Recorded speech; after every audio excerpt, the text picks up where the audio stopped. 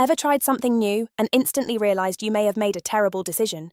That brave little experiment, that daring first attempt, that, my friend, is called a foray. A foray is a short or sudden attempt to try something new, especially something unfamiliar or risky. Think of it as dipping your toe into the pool, before realizing the pool might actually be chaos. My foray into baking sourdough resulted in a loaf so dense it could have qualified as gym equipment. Subscribe for your daily foray into better vocabulary. No gym equipment required.